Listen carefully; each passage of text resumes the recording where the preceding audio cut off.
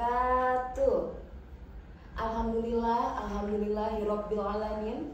Wassalatu wassalamu ala asrofil anbiya'i wal mursalin wa ala alihi wassohbihi ajmain, amma ba'du. Puji syukur kehadirat Allah Subhanahu wa Ta'ala yang telah memberikan kita rahmat dan hidayahnya sehingga saya bisa berada di sini pada hari ini. Salawat serta salam juga selalu tercurah kepada Nabi Muhammad Sallallahu Alaihi Wasallam. Semoga kita mendapatkan syafaatnya di yaumil akhir nanti. Kepada yang terhormat para dewan juri sekalian, perkenankanlah saya pada hari ini di Umantari dari Bogasari Cibitung Klen, dan saya bertempat di HR, ingin sedikit berceramah tentang tema tumbuh dan tangguh.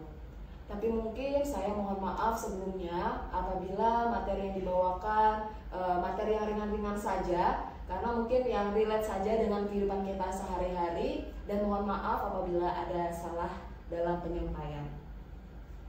Mungkin saya izin untuk berdiri.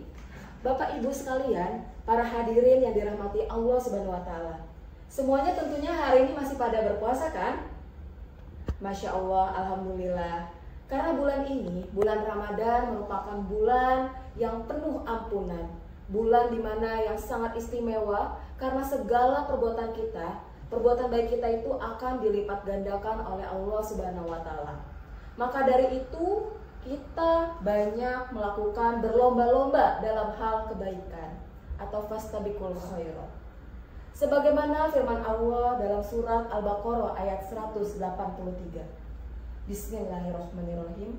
Ya ayyuhalladzina amanu kutiba alaikumussyam kama kutiba alal ladzina min qablikum la'allakum tattaqun. Yang artinya, hai orang-orang yang beriman, diwajibkan atas kamu berpuasa sebagaimana atas orang-orang terdahulu sebelum kamu, agar kamu bertakwa. Para hadirin sekalian yang dirahmati oleh Allah Subhanahu wa Ta'ala, dalam bulan puasa ini banyak hikmah yang bisa kita petik ya.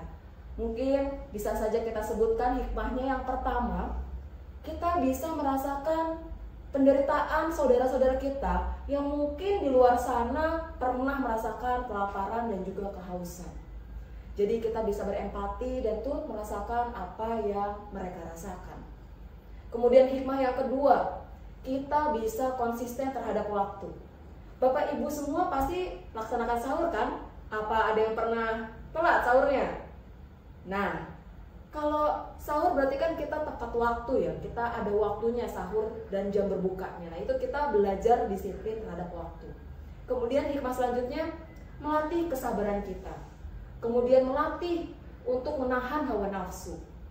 Dan juga tentunya dengan adanya bulan Ramadan dan puasa ini, kita merasakan bahwa Allah Subhanahu wa Ta'ala itu dekat dengan kita. Kita merasa diawasi oleh Allah Subhanahu wa Ta'ala.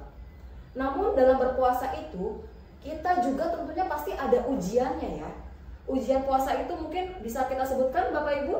Yang pertama pastinya ujian dalam menghadapi, menahan rasa lapar, rasa dahaga. Itu kan suatu ujian juga ya, karena kita menahan.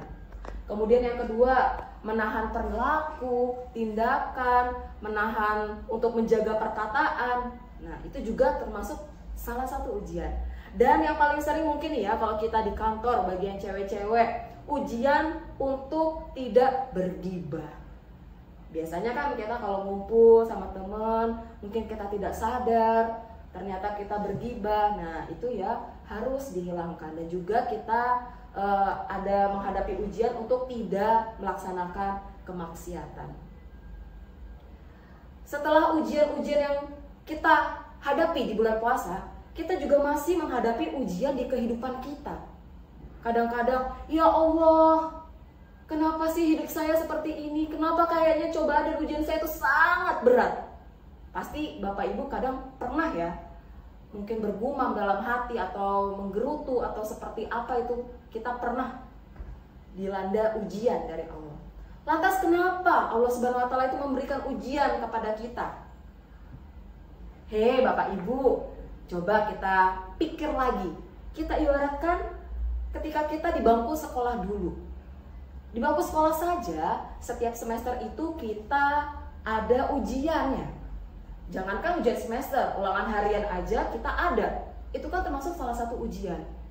Kenapa kita ada ujian semester? Kalau di sekolah itu untuk kenaikan kelas, agar kita bisa naik levelnya. Begitu juga dengan ujian di kehidupan kita. Allah berfirman dalam surat Al-Insyirah yang artinya kelapangan. Bahkan di situ disebutkan sampai 2 ayat. Bismillahirrahmanirrahim. Fa inna ma'al usri yusra. Karena sesungguhnya setelah kesulitan ada kemudahan. Inna ma'al usri yusra. Setelah kesulitan ada kemudahan. Jadi kita di sini harus yakin bahwa setelah datangnya kesulitan akan ada keindahan atau kemudahan. Selayaknya kita patut bersyukur kepada Allah. Dengan mengucap Alhamdulillahirabbil alamin saja kita sudah termasuk hamba yang bersyukur. Setelah itu dengan banyaknya ujian kita akan membentuk diri kita menjadi tumbuh dan tangguh dalam menghadapi segala cobaan yang diberikan oleh Allah Subhanahu wa taala. Walaupun kadang kita merasa dalam hidup ini sangat struggle atau kita sulit untuk menghadapinya, itu adalah salah satu hikmahnya untuk menjadi pribadi yang tumbuh dan tangguh. Allah berfirman dalam surat Al-Baqarah ayat 286. Bismillahirrahmanirrahim. La yukallifullahu nafsan illa wus'aha. Artinya, Allah tidak membebankan suatu beban kepada manusia melainkan atas kesanggupannya. Laha ma kasabat wa 'alaiha maktasabat. Dia akan mendapatkan pahala atas kebaikan yang ia usahakan dan juga ia akan mendapatkan kejahatan dari apa yang ia perbuat. Bapak, Ibu, dan para hadirin sekalian yang dirahmati Allah Subhanahu wa taala. Bapak Ibu tahu sapu lidi? Karena mungkin saya tidak bawa sapu lidi, mungkin saya di sini ada sedikit alat bantu kuas. Bapak Ibu tahu ini kuas? Kuas ini terdiri dari helaian rambut ya, atau bulu-bulu. Kalau misalnya kita ibaratkan sapu lidi atau kuas ini, jika hanya satu helai, apakah bisa digunakan untuk membersihkan kotoran? Apakah bisa digunakan untuk mengecat? Tentu tidak bisa ya Bapak Ibu. Mungkin bisa, tapi kurang efektif. Jadi mereka harus menjadi satu kesatuan. Sehelai ditambah sehelai, ditambah sehelai, kemudian membentuk satu kesatuan agar dapat bisa membersihkan debu ataupun untuk mengecat ya kalau kuas.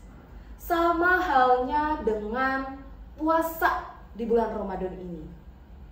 Apakah kita hanya puasa saja, lantas kita tidak sholat, lantas kita tidak melakukan hal-hal baik yang lainnya? Tentu tidak. Apabila kita ingin pahala kita berlipat ganda, apabila kita ingin semuanya lebih mudah untuk digapai, maka jalankanlah semua agar bisa menjadi satu kesatuan, seperti puasa, kemudian tadarus Al-Quran, sholat tepat waktu, bisa juga dengan bersedekah. Maka insya Allah kita akan mendapatkan rahmat Allah Subhanahu wa taala. Di sini saya juga akan menjelaskan bahwa ada salah satu hadis riwayat Muslim ya, yang insya Allah sahih. Ihris ala ma yanfa'uka wasta'in billahi wa la ta'jaz. Artinya, bersemangatlah kamu untuk mengejar hal-hal yang bermanfaat. Mintalah pertolongan kepada Allah Subhanahu wa taala dan janganlah kamu lemah. Nah, dari hadis ini kita dituntut untuk tidak lemah. Kita harus menjadi pribadi yang tangguh dan juga bermanfaat untuk bisa bertumbuh menjadi pribadi yang lebih baik lagi. Karena apa? Karena ada hadis yang mengatakan, riwayat dari Ahmad Tabrani, yaitu khairun nas anfa'uhum linnas. Sebaik-baiknya manusia adalah orang yang dapat bermanfaat untuk orang lain. Maka dari itu, perbanyaklah hal-hal baik agar kita bisa menjadi orang yang sangat bermanfaat. Dan juga seperti hadis tadi, sebaik-baiknya orang adalah orang yang bermanfaat untuk orang banyak. Jadi kalau kita lihat dari perspektif Islam, untuk menjadi pribadi yang tumbuh dan tangguh, untuk menjadi tumbuh kita harus bisa aktif dalam organisasi yang positif, aktif dalam bersemangat mencari manfaat, dan kita bisa tangguh karena kita melakukan menghadapi hidup ini dengan berbagai ujian. Mungkin itu saja yang dapat saya sampaikan. Kita tutup dengan membaca doa kafaratul majlis. Subhanakallahumma wa bihamdika asyhadu an la ilaha illa anta astaghfiruka wa atubu ilaik. Subhana rabbika rabbil izzati amma yasifun wassalamun alal mursalin walhamdulillahi rabbil alamin. Wassalamualaikum warahmatullahi wabarakatuh.